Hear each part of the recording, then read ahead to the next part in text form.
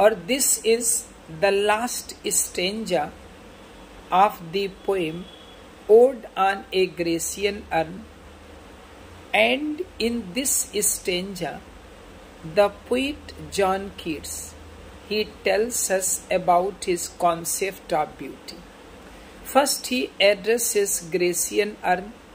सबसे पहले वो ग्रेसियन अर्न को एड्रेस करता है, ग्रेसियन अर्न की क्वालिटीज बताते हैं, ग्रेसियन अर्न की आउटर सरफेस पर जो भी पिक्चर्स कार्व्ड हैं, खुदी हुई हैं, बनी हुई हैं, उनको बताते हैं और लास्ट में एक मैसेज देते हैं। बहुत इंपॉर्टेंट स्टेंजा है, इससे बहुत ज्यादा लाइन्स आई हैं। तो पोइट जॉन कीट्स कहते हैं कि ओ एटिक शेप, एटिक शेप कहते हैं ग्रेसियन अर्न के लिए। हे ग्रेसियन अर्न, फेयर एटीट्यूड, तुम बहुत ही ज्यादा सुंदर हो। विद ब्रेड, ब्रेड माने खुदा होना, of marble main and maidens over रात, तुम्हारी बाहरी सतह पर मार्बल के मेन और बी मेन, इनकी तस्वीरें खुदी हुई हैं, बनी हुई है। विथ फॉरेस्ट ब्रांचेस, यहाँ पर कुछ जंगल और जंगली पेड़, उनकी शाखाएं भी बनी हैं।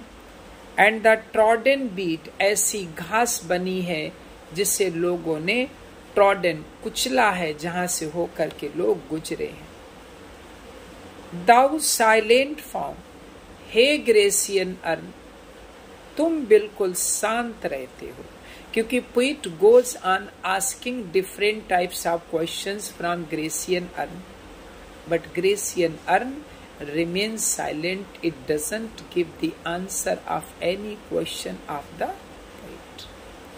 तो दाउ साइलेंट फॉर्म, तुम बिल्कुल साइलेंट रहते हो, और डस्ट टीज माने खिजाना अस आउट ऑफ थॉट, और इसीलिए तुम हमें खिजाते हो, तुम हमारे विचारों से परे हो। एज डथ इटर्निटी, ऐसा लगता है कि तुम्हारी शांति ये इटर्नल है, हमेशा के लिए। It is a well known fact that whenever we ask any question from a person, and suppose if the person doesn't give the answer and we go on asking the questions, what happens? The silence of that person irritates us. So the same thing happens here. The poet John Keats, he goes on asking the questions from Grecian urn, but Grecian urn remains silent. So this is the reason that the poet says that the silence of Grecian urn irritates him, teases him. Cold pastoral, तुम्हारी बाहरी सतह पर देहात से related बहुत सी कहानियां बनी हुई हैं। When old age shall this generation waste, जब ये ओल्ड जनरेशन खत्म हो जाएगी, हे ग्रेसियन अर्न, दाउ शाल्ट रिमेन, तुम फिर भी रहोगे। इन मिडेस्ट ऑफ अदर बुक, अन्य लोगों के दुख तकलीफ के बीच तुम फिर भी बने रहोगे। देन आवर्स, हमारी अपेक्षा। ए फ्रेंड टू मैन, आने वाली पीढ़ी के लिए तुम एक मित्र का काम करोगे। टू हुम दाउ सेस्ट, और उन्हें तुम एक संदेश दोगे कि ब्यूटी इज ट्रुथ। बहुत इंपॉर्टेंट लाइन है, ब्यूटी इज ट्रुथ। सुंदरता क्या है? ब्यूटी इज ट्रुथ, सुंदरता सच्चाई है, एंड ट्रुथ ब्यूटी, और सत्य ही सुंदर है। दैट इज ऑल, बस यही सब कुछ है। Ye know on earth and all ye need to, अगर इस पृथ्वी पर आकर आप ये दो बातें जान लेते हैं, तो यही वो चीजें हैं जिन्हें आपको इस पृथ्वी पर आकर जानने की जरूरत है। देखिए, beauty is truth, truth beauty.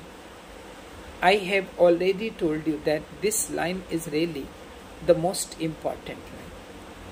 and this line has been asked many times in competitive exams, especially in TGT and PGT. Sorry, especially in PGT, not TGT. What is the main concept of John Keats regarding beauty? John Keats says that anything that is beautiful is true, and anything that is true is beautiful. This is really the most important line.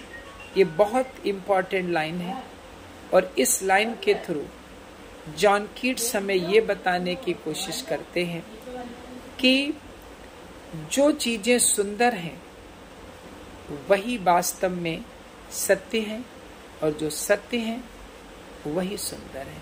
हमने बताया कि ये कोई concept नया नहीं है, ये हमारे इंडियन मैथोलॉजी का ही एक कॉन्सेप्ट है, सत्यम शिवम सुंदरम।